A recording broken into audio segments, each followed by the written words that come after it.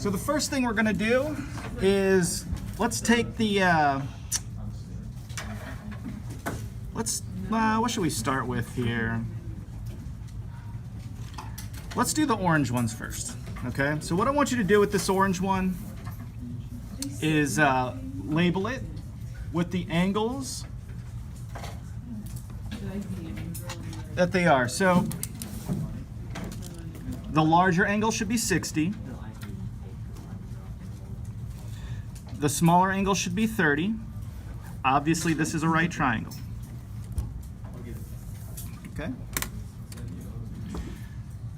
And we are going to tape this triangle on your blue sheet like this.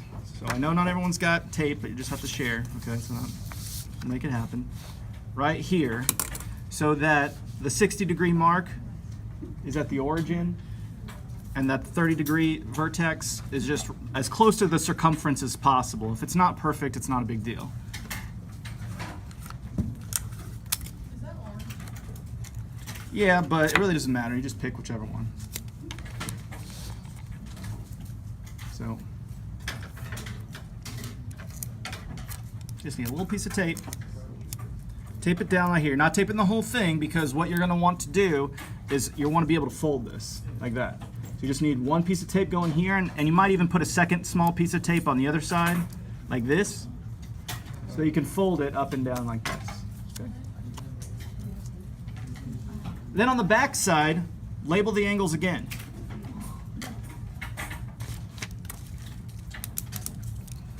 So 60, 30, 90.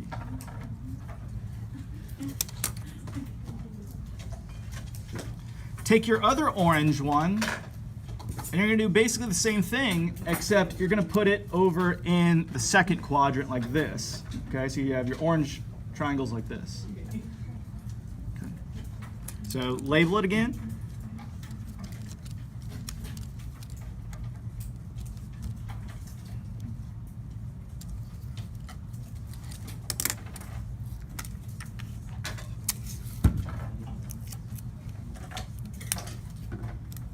You might just cut off like a bunch of little pieces and like spread them around. Share the wealth if you have one of the rolls.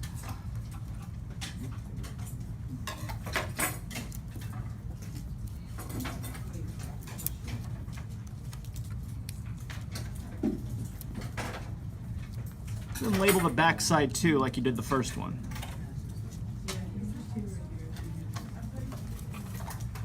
Now, by the way, if you just get totally lost and you get left behind, I am recording this, so you can watch it back. Yeah. So, kind of like how I have it up here. You know, so you have. In other words, you want to be able to see the angle measures, you know, folded in both directions. Any questions before we move forward? 2 oranges. 1, 2. Yep. I do count 2 up here.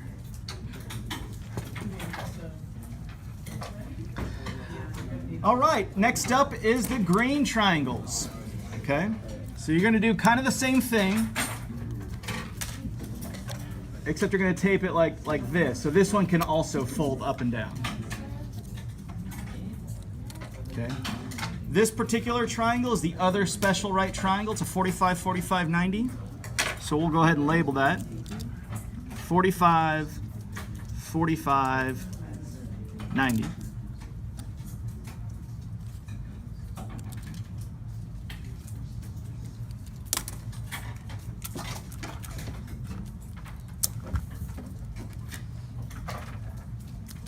And we'll go and tape this down like that, and then just be kind of careful how you tape the other one side. So you don't want these two triangles stuck together, but I'm going to put a little piece of tape here to make sure this thing doesn't fall off. And then label the back side of that too. Have I lost you yet? That's green or yellow? So this one's the green one. It does look yellow up there, but.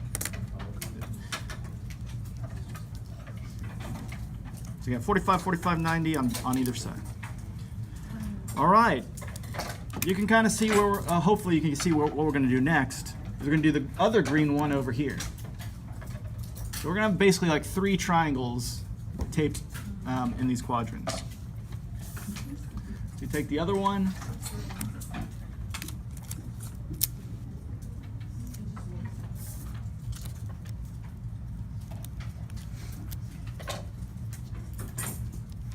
Okay.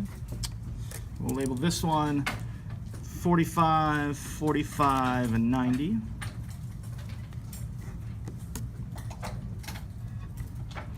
Fold it down, do it again.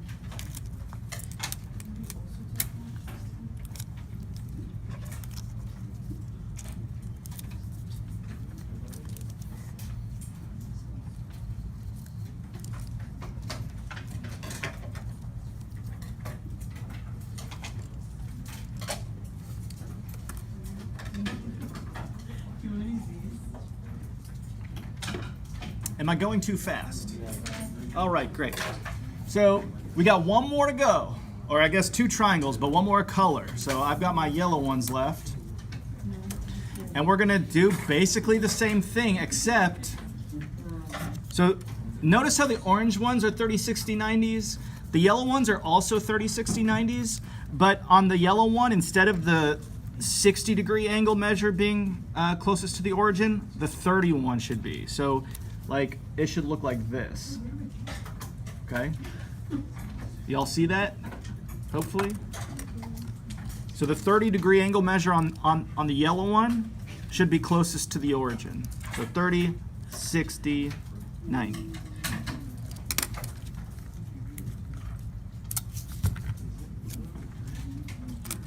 Another piece of tape.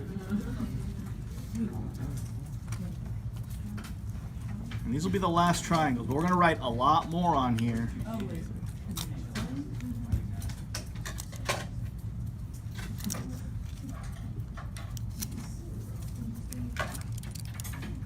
So 30, 60, 90.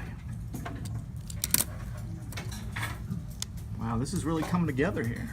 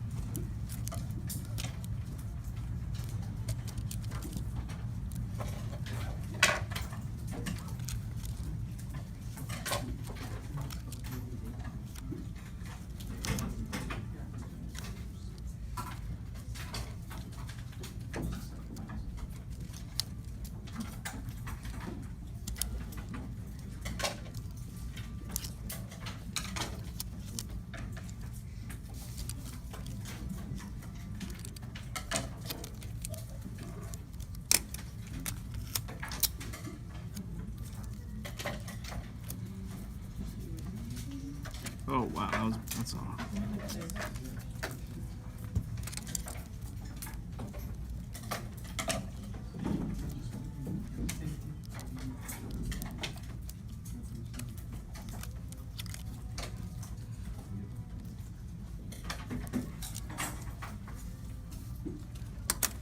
All right, so let's label some of these coordinates. The first 4 that you should label, and I'm just going to put a big black dot on here, are the 4 coordinates that are on the x and y axes on the circumference of the circle. So if we're going to assume that the radius of this circle is 1, then what would be, let's say, this coordinate right here? It'd be what? Well, it's a coordinate, right? So an x and comma y. 1, 1. Not 1, 1. 1, 0. Okay, just find a seat and actually grab these 4 things, and you'll have to do this just at home.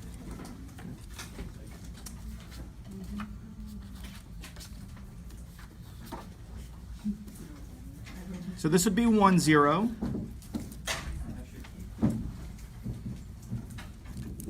This coordinate would be 0, 1.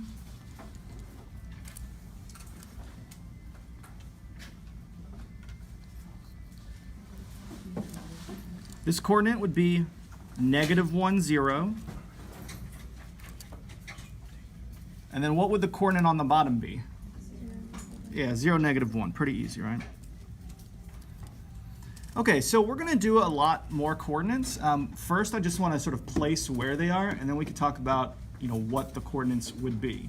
And this is going to be very important later on. So let's look at the first quadrant. I want you to label these 3 coordinates, basically where the outer vertex hits the circumference. Okay, and I want you to do that for all 4 quadrants.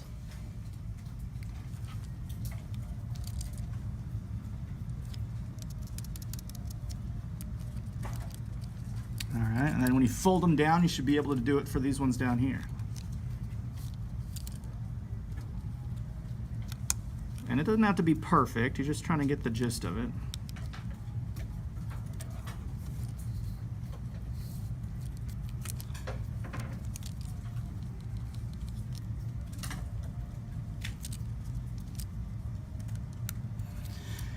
And that's it. So once you have all those points down, how many total coordinates should be plotted at this point? 16, right? If you said 12, you probably forgot the 4 that we did initially.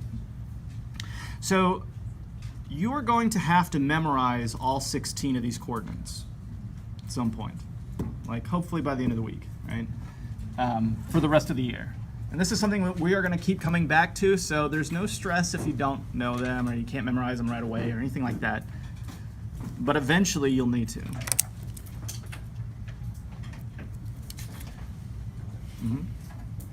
So what we're going to do is go around this circle, around the circumference, and label all of the coordinates, but not just the coordinates. We're also going to label the degree measure for the central angle and the radian measure. So each one of these points will have 3 things associated with it: coordinate, degree measure, radian measure. So for example, this point right here, we're going to label with 30 degrees. Okay? We'll come back to the coordinates in a minute. This point 1, 0, I guess I skipped over that. What degree measure would that be? 0 degrees. So I'm going to label that with 0 degrees also. I'll use a different color here.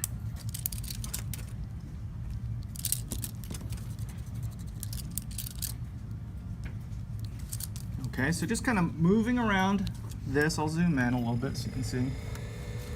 So that would be 30. This one would be 45 degrees, 60 degrees.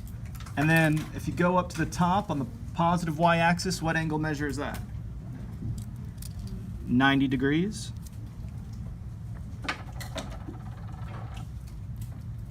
So what would this one be? So 90 plus an extra 30 would be 120. Okay. And then 135.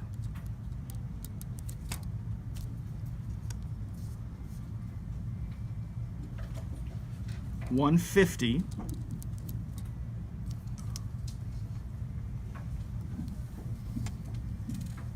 This coordinate -1, 0 corresponds to what angle measure? 180. Good.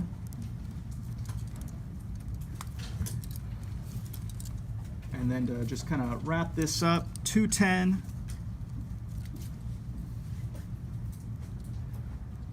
225. 240.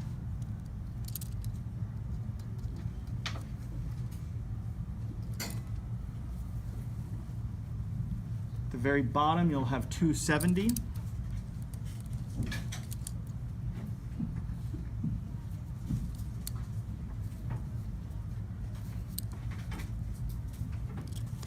$300.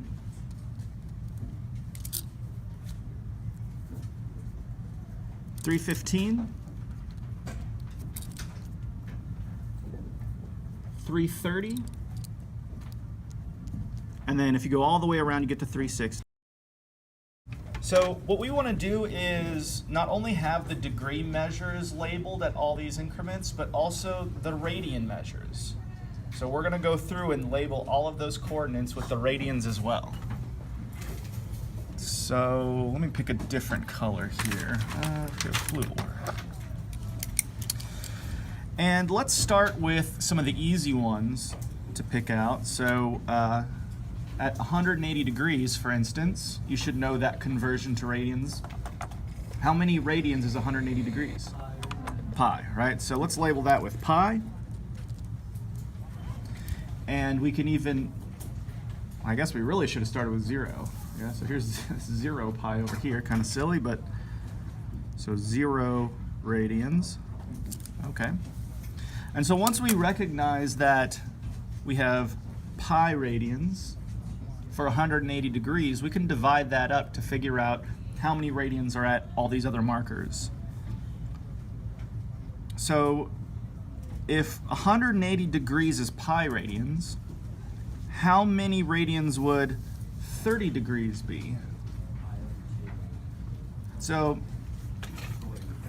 30, right? So in other words, like if pi is the same as 180, right, then what is the same as 30? Well, how do I go from 180 to 30? Divided by 6, right? So same thing. So 30 degrees is equivalent to pi over 6 radians. So let's go ahead and label that. So pi over 6.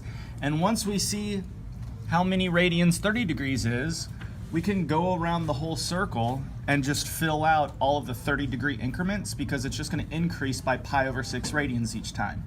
So like 60 degrees should be 2 of these, right? 2 pi over 6. 90 degrees would be 3 pi over 6. 120 would be 4 pi over 6, and then 5 pi over 6, and 6 pi over 6. I'm not going to write all of those specifically because none of those are reduced. We want to reduce those, but I want to just kind of talk you through how to come up with these. So if 30 degrees is pi over 6, then 60 degrees should be 2 pi over 6, which reduces to what? Yeah, pi over 3. So if I'm just counting, I have 1 pi over 6, 2 pi over 6, 3 pi over 6, which reduces to pi over 2. So 1, 2, 3. Then over here we've got 4 pi over 6. So 2 pi over 3. And then all the way around to 150 should be 5 pi over 6, which reduces, no, that doesn't reduce, does it? It's just 5 pi over 6. And then another 30 degrees would take us to 180, which should be, for keeping track of the count, 6 pi over 6, which is just 1 pi. That should check out. We already have that labeled.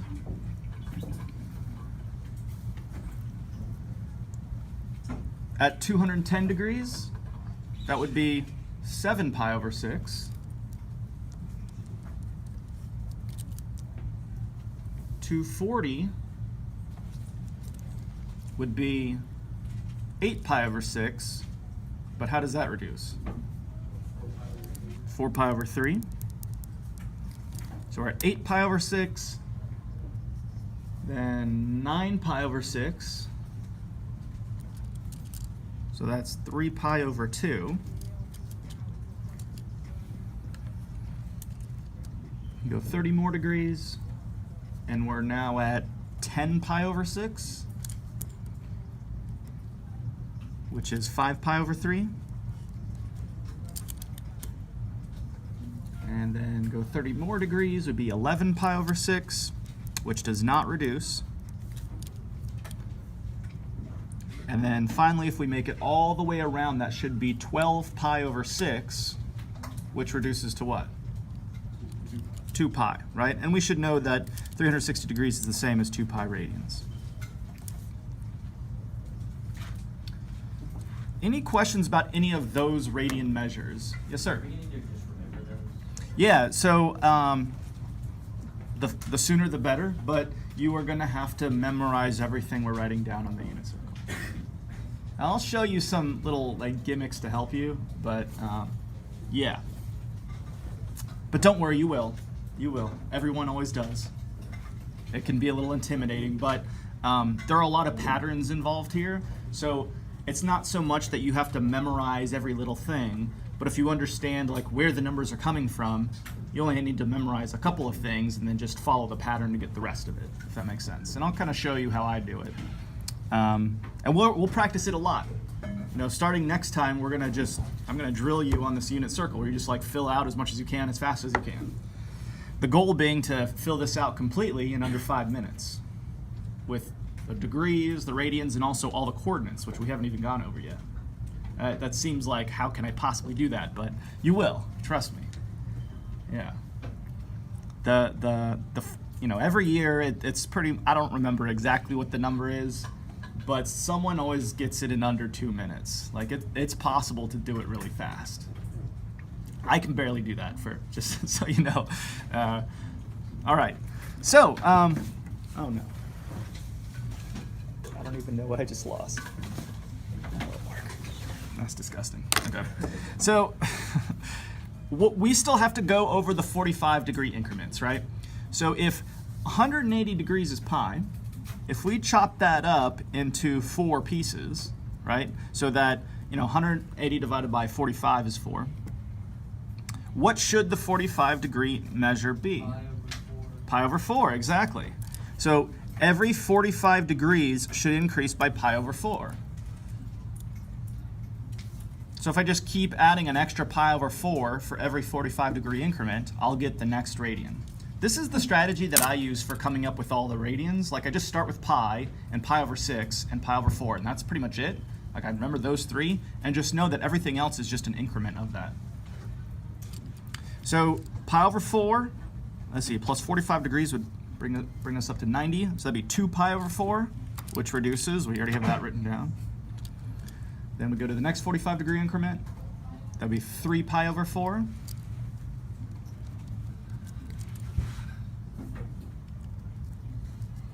Then 4 pi over 4, which reduces, and we already have that written down. Then 5 pi over 4.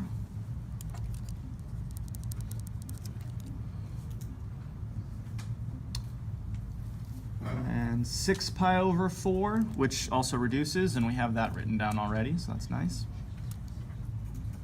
Then 7 pi over 4 would be the next one.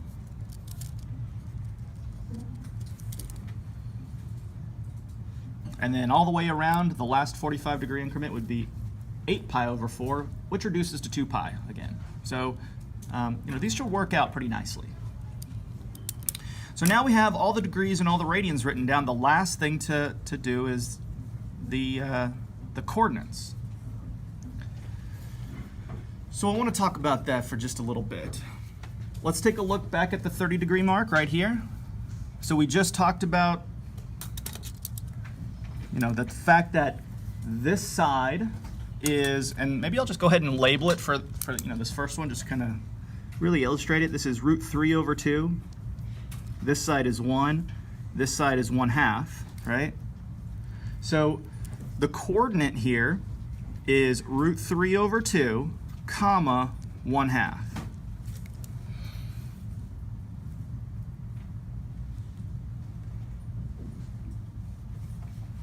For the 60-degree mark, it's the same triangle, it's just rotated.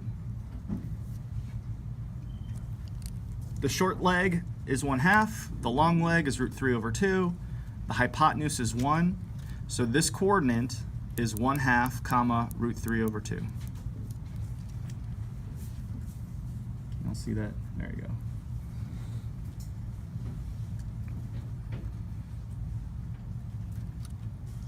For the 45, 45, 90 triangle, the 2 legs are each root 2 over 2. The hypotenuse is 1 for all of these. So the coordinate is going to be root 2 over 2, comma, root 2 over 2. So I've got all the coordinates in that first quadrant labeled now. How can I use those to find the coordinates in, like, say, the second quadrant? Like, what's going to be similar about those points in the second quadrant? Just the x will be negative, right? So these three coordinates will be the same as these three coordinates, except the x's will be negative. That's it. That's the only difference.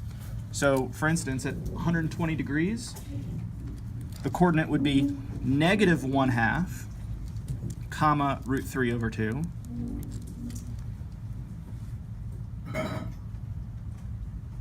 At 135, we've got negative root 2 over 2, comma, root 2 over 2. At 150, we've got negative root 3 over 2, comma, 1/2. So we've got the whole top half of the unit circle done now.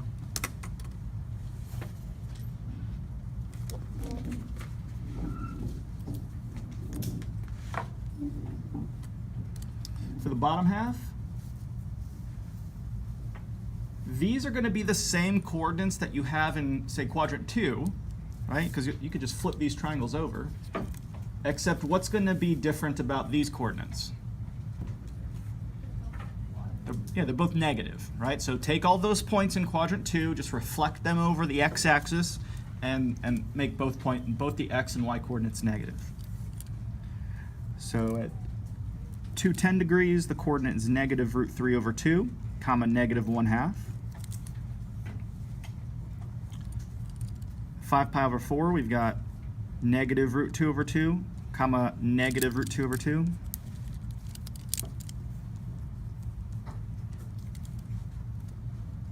At 4 pi over 3, we've got negative 1/2, comma, negative root 3 over 2. So I hope what you're seeing is that it seems like a lot to memorize, but really, as long as you know the coordinates in the first quadrant, you can just reflect them over to each of the other 4 quadrants, have a good concept about what should be positive, what should be negative, and you shouldn't have to memorize any of the other ones. Like, they should just come naturally.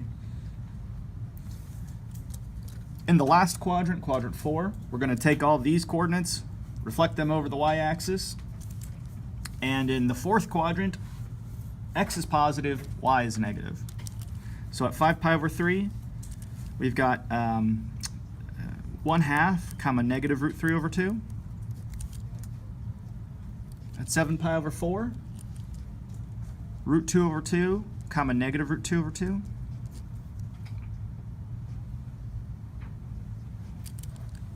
At 11 pi over 6, we've got root 3 over 2, comma, negative 1/2. Your unit circle is complete. How about that? That's great.